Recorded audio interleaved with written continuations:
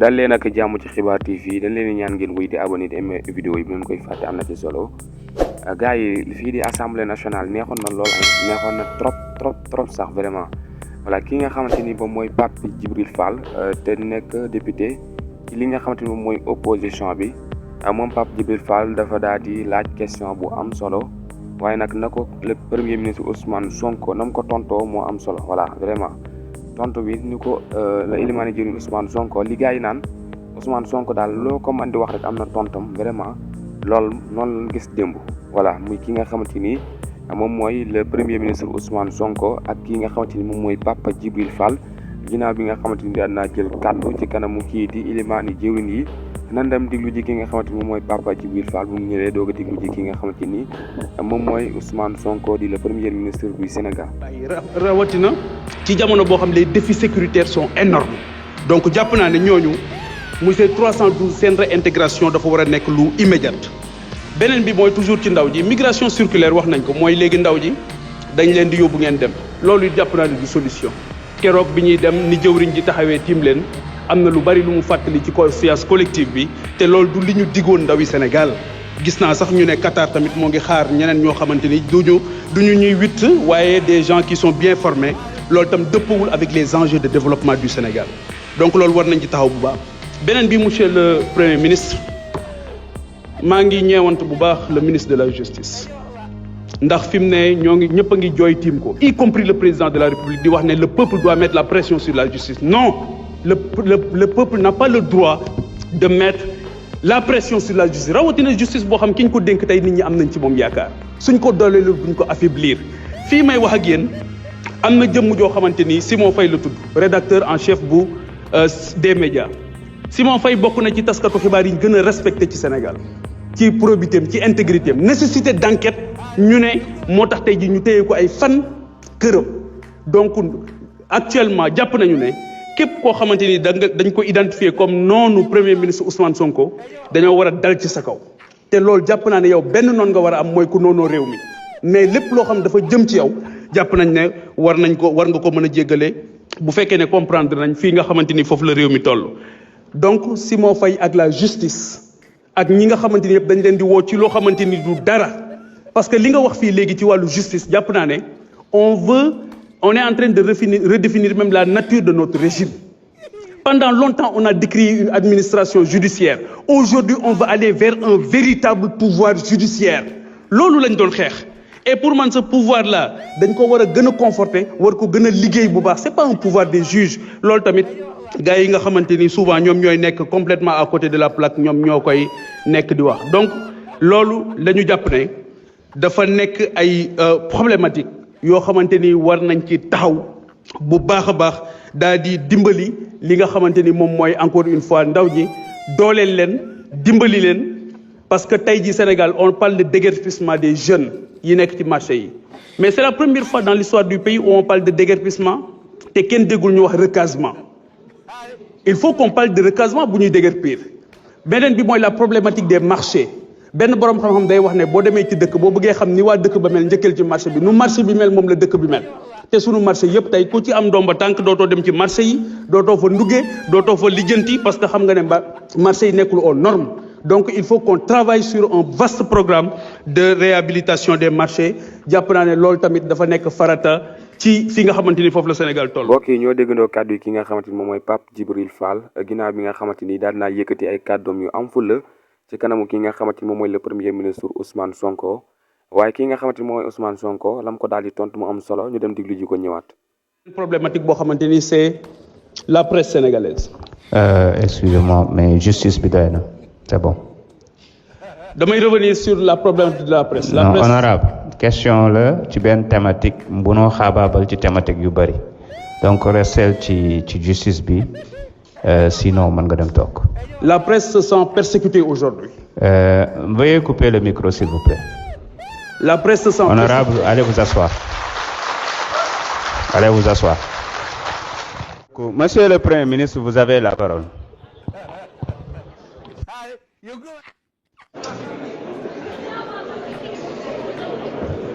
Merci, Monsieur le Président. Je crois qu'il y a eu 50 000 questions en une, mais dinañ ci tontu yenn yi rek. Et je me réjouis de voir que une certaine opposition essaie de s'agripper à tous les branchages. Et désormais, le cheval de bataille, c'est d'être les défenseurs du ministre de la Justice dans une soi-disant brouille avec le reste de l'exécutif. Et maintenant, mun ngeen ut yeneen moyen d'opposition, c'est mieux. Wax nga ci mbirum licenciement yi, je crois que su dee da ngeen tudd licenciement politique rek yéen a ko wax licenciement politique ça veut dire que recrutement politique amoon na. Pour recrutement politique am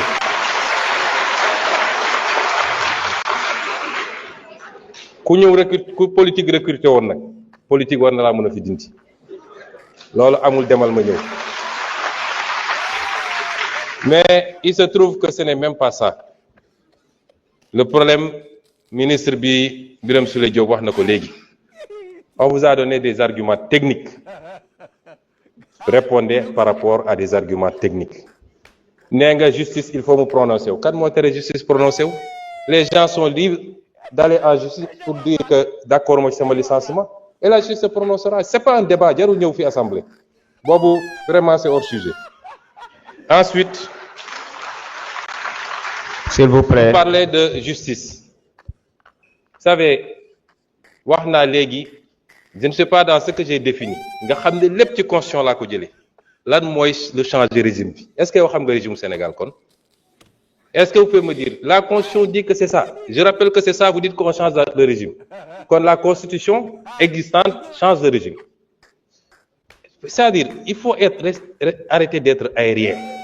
Dee leen wax loo xam ne dañ naan 1 + 1 = 2 constitution article wax na lii est-ce que mooy nañ ko dee leen dellu si noonu ci politique parce que sinon da ngay di nekk di lëndëmal askan wi ci wax yoo xam ne amul bopp amul genn. La justice elle doit être rendue. La justice a été discréditée depuis plusieurs années loolu du lu ñuy nëbb lu Sénégal yëpp d'accord la majorité des acteurs de la justice d'accord nañ ci. Magistrats, avocats, greffiers ñëpp d'accord nañu y a un problème kon loolu lu ñuy waxati te ñi yàq justice nitu justice loxoom mi ngi ci lenn ci nitu justice yi du ñëpp parce que gis nañ li fi xew ak comment on a instrumentalisé des magistrats ba ñëpp ñaawlu ko loolu am na fi et cette justice là il faut l'aider à se redresser parce que erreur bi sénégalais yi warul def mooy jàpp ni dès lors qu'on a élu le président Bassirou Diomaye Faye le 24 mars mbir mi changé na déedéet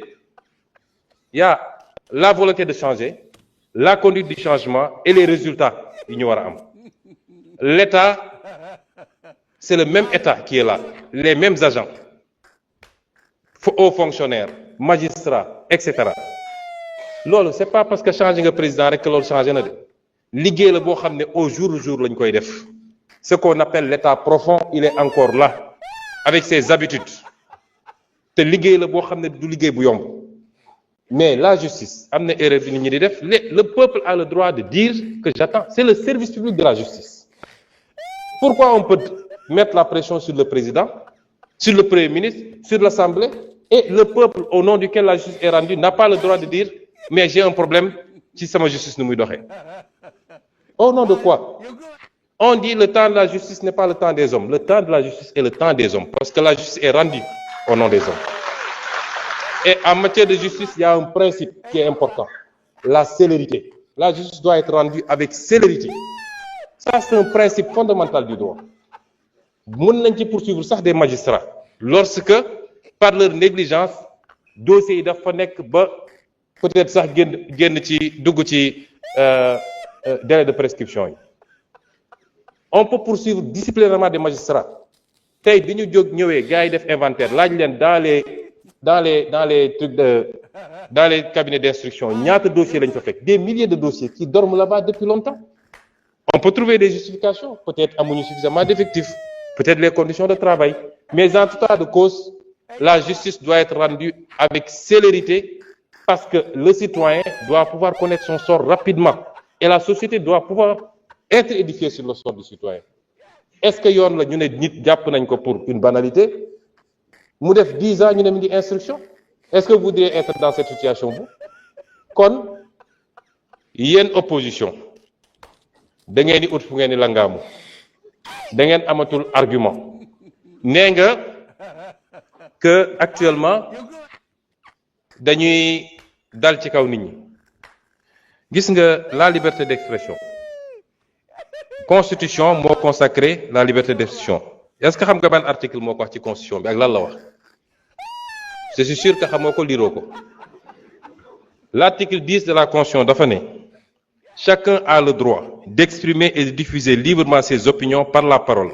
la plume l'image la marche pacifique pourvu que l'exercice de ces droits ne porte atteinte ni à l'honneur ni à la considération d'autrui ni à l'ordre public ni à l'honneur parce que ce qui se passe actuellement cette opposition là nga xam ne ñemewuñu parce que xamante nañu ñoom ñooy dem jël ay xale yoo xam ne koo ci laaj mu ne la aw ma certificat yónni leen ci télé ne leen dem leen saaga ji pour attenter à l'honneur des gens pour attenter à la dignité des gens à la considération d'autrui et à l'ordre public et vous croyez que ça dinañ ko bàyyi muy dox au nom de la liberté moi je vais vous dire une chose ba fii mu toll nii je ne me suis jamais intéressé à ces questions lu xew ci réew mi ñu ne Sonko la je n'ai jamais fait arrêter quelqu'un le ministre de la Justice est là je n'ai jamais dégg naa même ñi ñu jàpp ci affaire dossier xaalis ak nangam ñu ne Sonko la c'est pas moi damay xëy di gisandoo ci presse bi ñëpp ni jàpp nañ diw mais sur ces questions là je vous dis qu'à partir d'aujourd'hui j'assume parce que man lu ma dugg rek ngeen xam ne dugg naa à partir s'il vous plaît parce que ce pays duñ ko seetaan te gis nga ñi ngeen di sacrifier wujaaw yi ngeen di yónni ñuy dem di saaga ñoom seen cas nañ ko régler rapidement mu des nag xanaa yéen opposants yi ponkalu opposants yi nekk seen kër yor seeni milliards di joxe di fay ay loyer pour nit ñi saagal leen xanaa dañu génn ñeme léegi bis bu ñu effacer ñoo ñëpp ils prendront leur courage pour sortir et on les attend parce que nag yéen a ngi woo ci terrain bu ñu xam ñun terrain bu ñu mën ñoo leen ciy xaar ensuite vous citez le cas d'un journaliste des journalistes qui reprennent soi-disant des articles est-ce que xam nga ce que la loi a dit vous êtes journaliste le responsable principal c'est le rédacteur en chef ou le directeur de publication c'est lui le premier responsable tu prends un article tu dis policiers yi ñu bëgg a génne dañ leen fii génne dama joxe benn misaal dañ leen fii génne parce que on veut aller prendre des rebelles du FDC remplacer leen ko ngeen ne loolu dañ ko bàyyi mu jàll. merci beaucoup. mbokk yi internet yi ñu ngi leen di ñaan ngeen wéy di abonné di aimer vidéo yi bu leen koy fàtte am na ci solo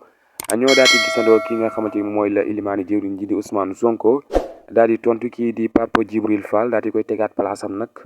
lii la opposition bi di ragal ci ki nga xamante mooy Ousmane Sonko parce que ñoom dañuy indi question yaakaar ni Ousmane Sonko du ci indi ay leeral Sonko bu ñëwee day wax ju nga xamante ni Sénégalais yëpp a koy mën a dégg ñoom ñi di opposition bi lii la ñuy ragal looloo waral ba ni ñoom dañuy boycotté li nga xamante ni moom mooy débat bi donc lii dafa nekk lu nga xamante ni mayu yàlla la quoi boo ko nangulee boroom rek da ngay féex quoi le premier ministre yàlla daf koo may surtout ci wàllum réponse ci wàllu ay idée moom daf koo am rek ndax ci Ousmane Sonko laa gis nit ko nga xamante ni